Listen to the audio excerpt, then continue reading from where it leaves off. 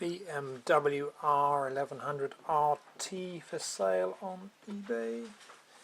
In the paperwork it comes with its V5 registration document, 3 former keepers, has its current MOT test certificate that runs through to July the 20th 2013.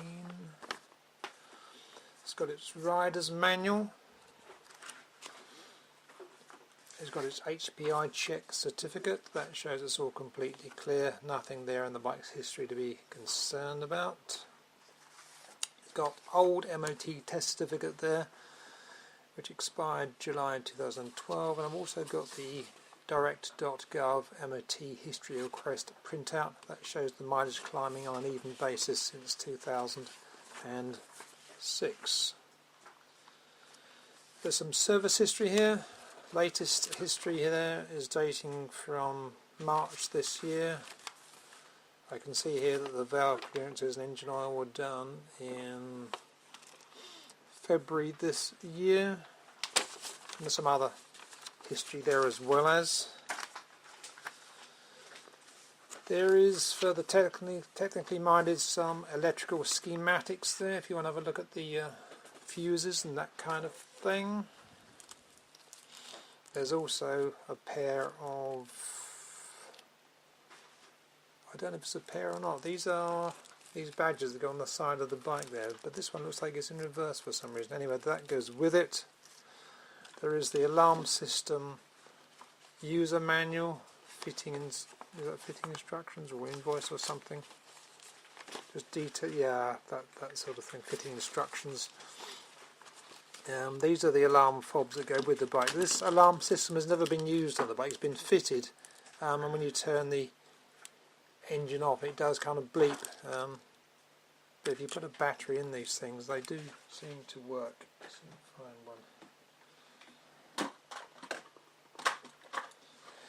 So if you put a battery in,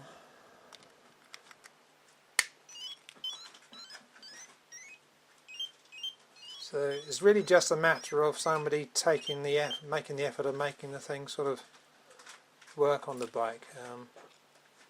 It may be just a matter of just trying it, I don't know. Anyway, the last owner didn't try it, and that's why these things are in the box there with it.